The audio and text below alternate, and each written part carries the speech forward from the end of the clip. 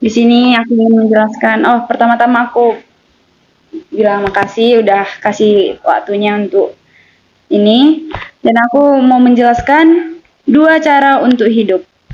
Inilah. Yang pertama itu saya ingin membuat tabelnya dulu.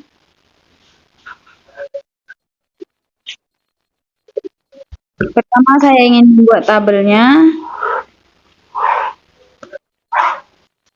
Pertama, Tuhan menciptakan dunia beserta isinya.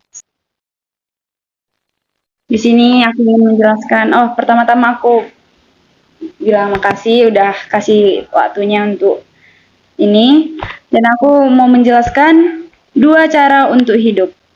Inilah. Yang pertama itu saya ingin membuat tabelnya dulu.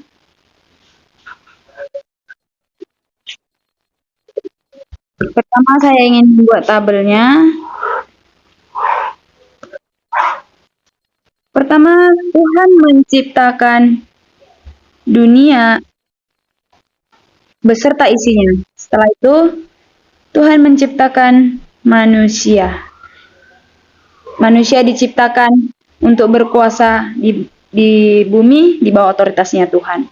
Yang terdapat di Wahyu 4 ayat 11 yang adalah, "Ya Tuhan dan Allah kami, Engkau layak menerima puji-pujian dan hormat dan kuasa, sebab Engkau telah menciptakan segala, dan oleh kehendak-Mu semuanya ada dan diciptakan." Nyatanya, manusia memberontak Tuhan. Mereka hidup sesuka-suka mereka tanpa adanya otoritas dari Tuhan. Mereka gagal menguasai bumi dan juga mereka gagal menguasai diri mereka sendiri. Yang terdapat di Roma 3 ayat 10 sampai 12, seperti ada tertulis, tidak ada yang benar seorang pun tidak ada seorang pun yang berakal budi, tidak ada seorang pun yang mencari Allah. Semua orang telah menyeleweng, mereka semua tidak berguna, tidak ada yang berbuat baik seorang pun tidak.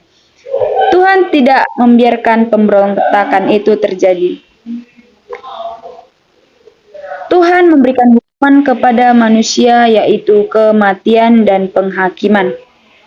Yang terdapat di ini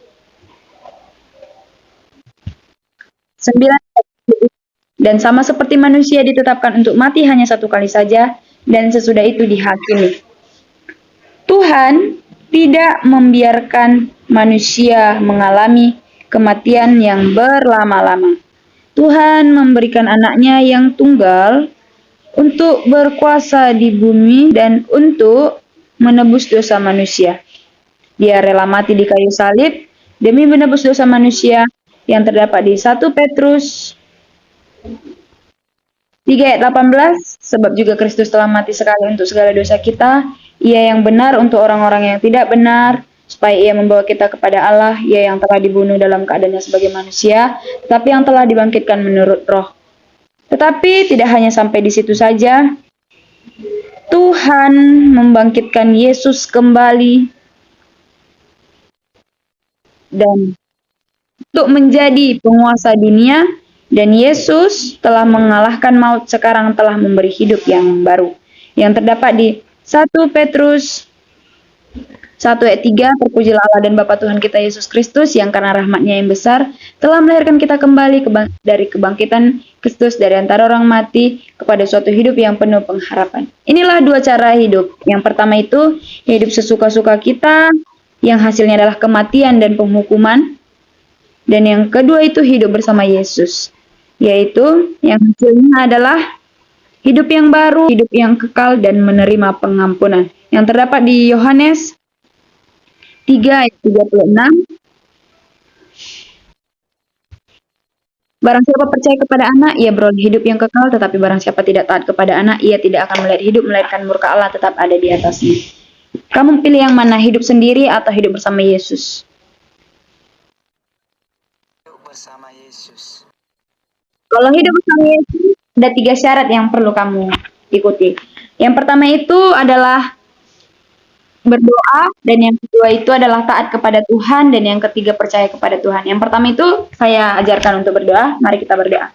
Bapa yang baik, terima kasih buat kebaikan-Mu. Engkau telah rela mati di kayu salib demi menebus dosa kami. kami sekarang lahir baru, dan Engkau perhitungkan lagi dosa-dosa kami. Dalam nama Tuhan Yesus, haleluya, amin. Sekian 2 cara hidup dari saya. Saya ucapkan terima kasih, bye-bye. Thank you.